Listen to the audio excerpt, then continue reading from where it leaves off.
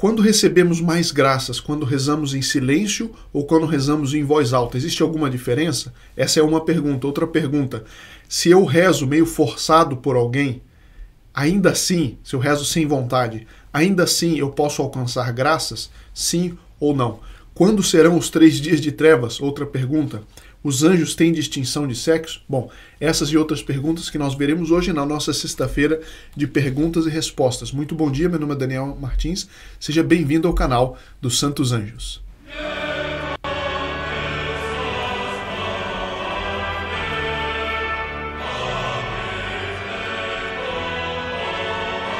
Salve Maria, muito bom dia a todos que nos acompanham sempre, bem-vindos também os que estão chegando agora. Nossas conversas de segunda a sexta-feira têm como objetivo aumentarmos mais o conhecimento, né, e a devoção aos Santos Anjos para saber como atrair a sua presença e sua ação ainda mais no nosso dia a dia. Nós temos visto várias vezes, né, que a presença dos anjos é mais ou menos como a presença da luz. Como eles não têm corpo como nós, eles são puros espíritos, eles não estão circunscritos pela matéria como nós. Então a ação deles se faz, a presença deles se faz onde está a ação deles. Ou seja, quanto mais eles estão agindo no lugar, mais intensa é a presença deles. É mais ou menos como uma luz que nós podemos aumentar ou diminuir. A mesma lâmpada, a mesma luz está ali presente, mas se nós tivermos um dimmer que a gente vai aumentando ou diminuindo a intensidade, assim também nós podemos fazer com os anjos. E assim podemos também afastar a influência do demônio. Hoje eu tenho várias perguntas e alguns comentários. Tenho recebido sempre muitos comentários encorajando, gente dizendo que está rezando por nós, e que eu agradeço muitíssimo. Aliás, conseguimos essa semana resolver vários problemas que nós estávamos tendo, probleminhas assim, com WhatsApp, problemas de envio das medalhas milagrosas, enfim, dos benefícios dos membros do Grupo Apóstolo dos Santos Anjos. Graças a Deus está se resolvendo. Bom, graças à oração de todos. Eu vou para a primeira pergunta. A dona Raimunda Ribeiro diz o seguinte: rezar sem querer alcança graças? Por exemplo, um filho que reza porque a mãe está mandando, ou a gente que vai meio forçado rezar o terço porque fica mal não rezar, enfim. Rezar sem querer alcança graças? E é incrível, mas a resposta é sim, mesmo quando a gente não quer, mas a gente ainda assim reza, alcança graça. E eu vou explicar por quê. Primeiro eu queria contar um caso muito bonito de Santo Afonso Maria Ratisbona, que era um judeu, um banqueiro judeu, que estava em Roma, e um amigo dele, também banqueiro, um dia disse para ele: olha, vem, me acompanha aqui, que eu vou na igreja San Andrea delle Frate, em Roma. E antes disso, o amigo dele tinha pedido que, por amizade apenas, que Afonso, que era judeu, um judeu assim não praticante da religião dele, mas que ele usasse a medalha milagrosa, por amizade. E ele estava usando assim mais para contentar o amigo, para que o amigo não o amolasse mais. E nesse dia ele foi para a igreja de Santo André dos Frades, e eu tive o privilégio de visitar essa igreja, uma igreja não muito grande, bonita, mas não especialmente bonita. Em Roma tem igrejas muito mais bonitas. Ele estava ali, e enquanto o amigo falava com o sacerdote que ele queria falar, lá na sacristia, ele ficou ali na igreja, sentado na parte de trás da igreja, esperando e admirando os mármores, as obras de arte, enfim, de arte. Bom, e nesse instante Nossa Senhora apareceu para ele. Quando o amigo saiu, o amigo católico saiu da sacristia, eles saíram da igreja, Afonso disse para ele o seguinte: eu quero me batizar. E o amigo ficou espantado, porque ele tinha tentado de tudo e não tinha conseguido converter o amigo. Ele disse: o que aconteceu? Ele disse: não, a senhora da medalha me apareceu. Ué, mas te apareceu? Mas o que ela disse? Ela não disse nada, mas eu entendi tudo. Então, ele, sem querer, estava usando a medalha. Ele, sem vontade, entrou na igreja só para entender o amigo. E esses dois gestos atraíram para ele uma graça extraordinária de conversão. Veja como Nosso Senhor é bom, veja como Nossa Senhora é admiravelmente boa. Um pequeno gesto que gerou uma conversão radical. Ele se converteu, depois ficou sacerdote e fundou uma ordem religiosa para a conversão dos judeus. Bom, Esse é um caso de que ele não queria, mas obteve graças ainda assim. Por que que é isso? Eu tenho dois argumentos que eu queria dar. O primeiro é de São Luís Grignion de Montfort, que já tenho dado aqui no canal. Ele diz o seguinte: imagine que alguém, porque um amigo pediu, todo dia de manhã, ao se levantar, dissesse que Satanás, eu te adoro. Né? Imagine que ele dissesse isso com essa intenção. Somente de agradar um amigo. Ele diz: quem que não teria uma desconfiança muito forte de que de fato a gente teria um certo vínculo com Satanás se a gente dissesse isso? Né? Todo mundo sente que é perigoso. Né? Agora, se isso é assim, do outro lado também é verdade. Se mesmo um tanto forçado, porque me avisaram, porque me pediram, porque estão me amolando, eu ainda assim rezo, isso algum efeito tem na união minha com Deus. Para aumentar ou para ter um vínculo com Deus Nosso Senhor que eu não tinha antes. Então, a oração, mesmo que eu não queira, que eu faça meio forçado, ainda assim ela tem efeito. É claro que o efeito dela é muito maior se eu estou fazendo porque eu quero. Mas se eu ainda assim aceito de fazer, apesar da minha falta de vontade, Nosso Senhor atende mesmo a essa sombra de desejo. E um outro argumento muito interessante é dado pelos exorcistas. O padre Chad Ripperger escreveu vários livros a respeito do exorcismo e ele explica uma coisa interessante. Ele diz: pega um desses pastores protestantes que fazem simulacros de exorcismo. E eles falam: em nome de Jesus, saia. Ele diz o seguinte: quem faz isso sem ter autoridade, como é o caso de um pastor protestante, sem ter a autoridade que um sacerdote, por exemplo, tem, o demônio pode retalhar, mas por vezes o demônio sai. Por quê? Porque aquelas palavras têm um efeito. O nome de nosso Senhor Jesus Cristo tem realmente poder. E o que o demônio faz, como o pastor não tem autoridade para usar aquelas palavras e mandar no demônio, depois o demônio tem uma certa permissão de Deus para retalhar, seja contra o pastor, seja contra a família. Por isso, esse padre ele diz, é muito perigoso certos movimentos carismáticos que fazem esses, digamos, exorcismos sem ter autoridade para tal. Por quê? Porque o demônio depois recebe de Deus, normalmente, uma certa permissão para retalhar sobre a pessoa ou sobre a família. Mas, por vezes, o demônio sai por causa do poder daquelas palavras. Então, as palavras ditas naquele contexto, com aquela intenção, elas têm um certo poder intrínseco daquelas fórmulas usadas. Então, a oração tem algo disso também. Quando eu rezo, mesmo sem estar pensando, digamos que eu tivesse inconsciente e que eu estivesse dizendo certas palavras, pode ser que por aquelas palavras eu esteja atraindo ainda mais a ação dos anjos. Sobretudo uma pessoa que tem o costume de sempre rezar. Ela está meio inconsciente. Tá? Naquela fase que alguns doentes que estão meio conscientes, e ainda assim rezam, sem prestar muita atenção, ainda assim aquilo tem um certo efeito. Eu não sei se essa explicação está a contento do que a senhora pediu. Bom, a dona Aldina Lemes pergunta: é certo rezar em silêncio? Eu só rezo em silêncio. Bom, é certo? Sim, não tem absolutamente nenhum problema em somente rezar em silêncio. E apenas para explicar um pouco mais, existe a oração oficial, pública da igreja, e existe a oração privada. Nós, como fiéis, só podemos fazer a oração privada. Mesmo quando nós rezamos em público, tecnicamente falando, a nossa oração ela é privada. Por quê? Porque nós somos particulares. Nós não representamos oficialmente a igreja, o corpo místico de Cristo como um todo.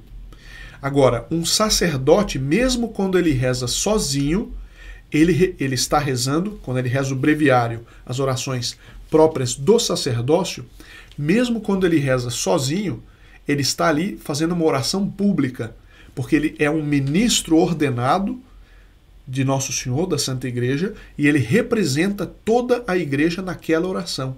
E é por isso que, tradicionalmente, hoje talvez tenha se mudado, porque se mudou muita coisa, embora eu tenha a certeza absoluta de que depois que passada essa fase de crise na igreja, isso vai voltar, todas essas normas tradicionais, as orações tradicionais, etc. Mas a norma, portanto, tradicional era que o padre ele tinha que, pelo menos, quando ele rezava o breviário, rezar sotto voce, ou seja, ele não podia rezar com a boca fechada, ele tinha que pronunciar as palavras, balbuciá-las pelo menos.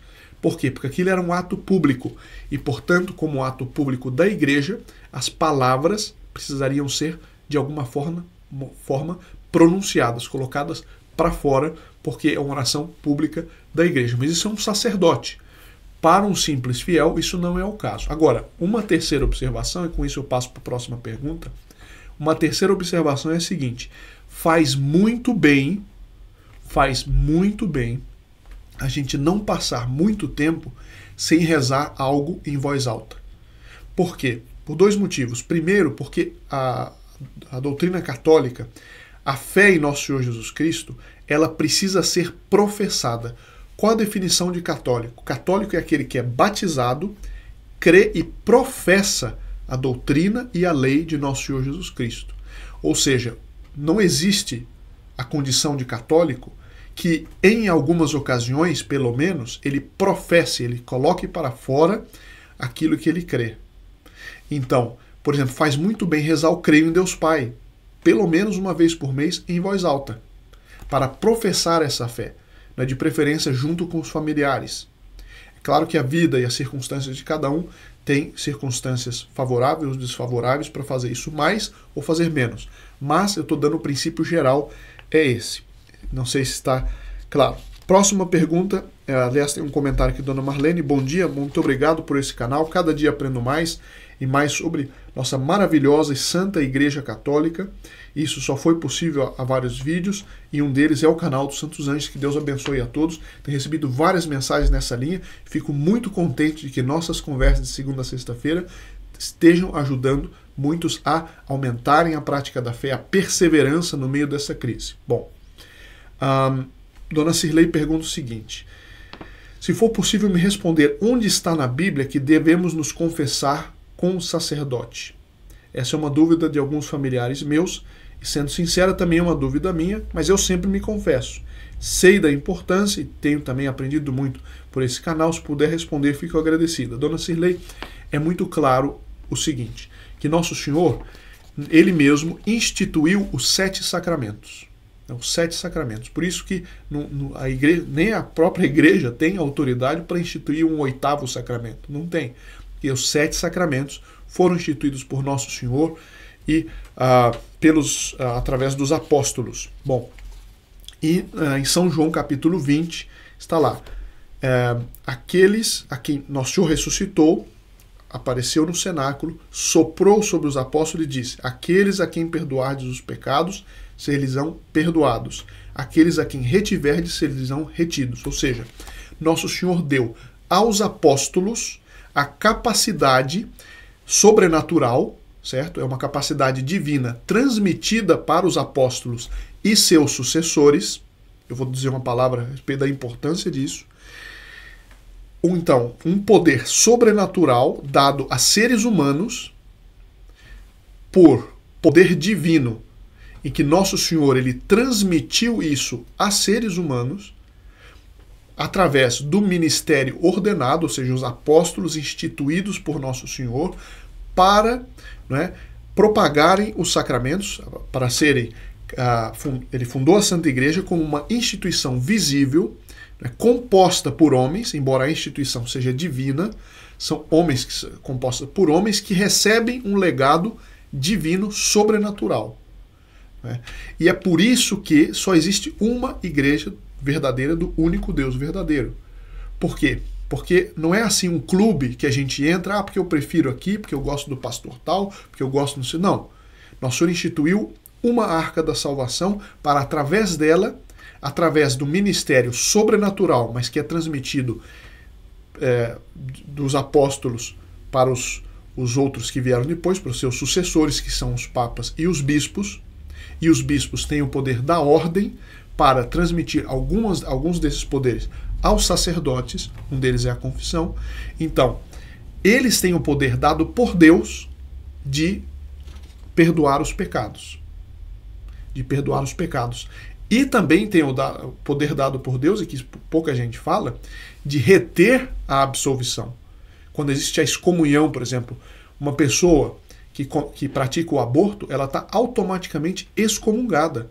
É isso aqui, os pecados são retidos. Nosso Senhor diz, não, está fora da comunhão da igreja. E só como um perdão especial que elas podem voltar à comunhão com a igreja. Então, essa transmissão desse poder divino, sobrenatural, mas através de homens que têm um ministério direto dado por Deus, ou sucessores que também têm esse poder dado por Deus pela sucessão, por isso a Igreja Católica Apostólica, né? Então, é romana por outro motivo, mas isso não é o nosso tema agora, é por isso que é preciso confessar-se com homens, sim, porque Deus Nosso Senhor, ele não instituiu o sacramento que vem direto para o céu, a pessoa se confessa com a parede e recebe a absolvição. Não, ele quis fazer através de outros homens. E existe uma razão muito bonita por detrás disso, é que Deus se fez homem. E a Igreja Católica, a igreja fundada por Nosso Senhor, é a religião de Deus que se fez homem, né? E que habitou entre nós. E é por isso que a Santa Igreja é uma instituição visível. Porque se Deus se fez homem, ele instituiu algo visível para os homens, para a salvação dos homens, através de outros homens. E para garantir que a salvação ela não é humana, mas é divina, ele dá um poder divino exercido por homens. Não sei se está claro esse ponto que é importante a gente salientar. Próxima pergunta. Os anjos têm distinção de sexos? A resposta é muito simples. Não, porque eles não são homens, são puros espíritos. Né? E eles não têm, portanto, distinção de sexo. Bom, outra pergunta, dona Viviana Alves. Quando serão os 3 dias de trevas? Qual a previsão desses 3 dias de trevas? Eu acho interessante, a senhora colocou 2 perguntas. Quando será, ninguém sabe. Ninguém pode saber. Agora, qual a previsão? Existe alguma previsão assim? Sim. Muitos santos, muitos que receberam essas revelações, falam dos 3 dias de trevas no contexto de um grande castigo. Ou seja, seria uma espécie de ápice ou o coração de um grande castigo pelo pecado dos homens.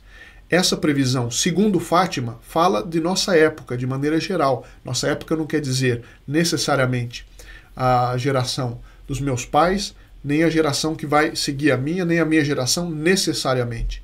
Mas quer dizer a nossa época, essa época histórica, essa quadra histórica, como muitos dizem, ela deverá necessariamente se encerrar por um grande castigo divino. Porque os pecados, isso do ponto de vista sobrenatural, do ponto de vista da teologia da história, por quê? Porque os pecados dos homens chegaram a um grau inimaginável, e segundo um princípio que foi muito bem explicado por Santo Agostinho, as nações elas não vão para o céu nem para o inferno. O Brasil não vai para o céu nem para o inferno. Os homens, os brasileiros sim, mas a nação não vai. Então, só que as nações constituem uma unidade que tem uma vocação, que tem um chamado dado por Deus, que tem graças especiais dadas por Deus.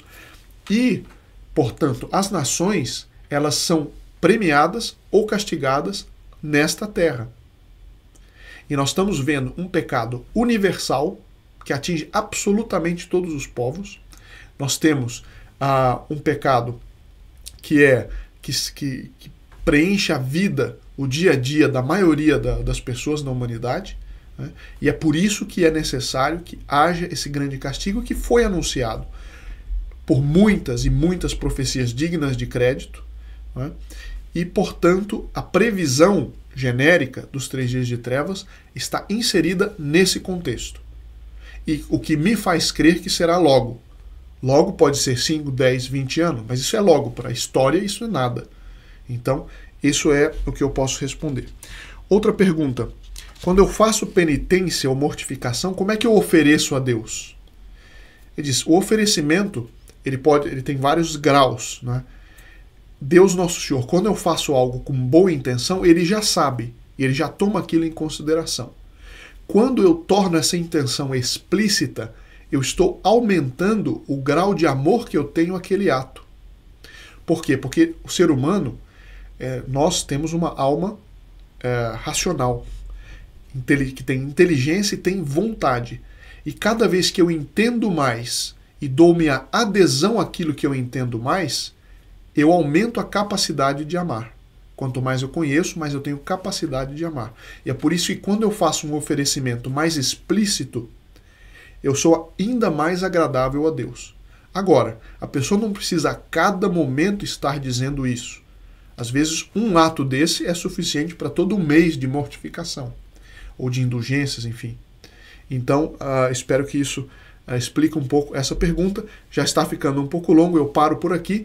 Peço orações de todos e nos vemos na semana que vem, se Deus quiser. Não esqueça de já colocar as suas intenções para a missa, a Santa Missa da semana que vem. Muito obrigado e até segunda-feira.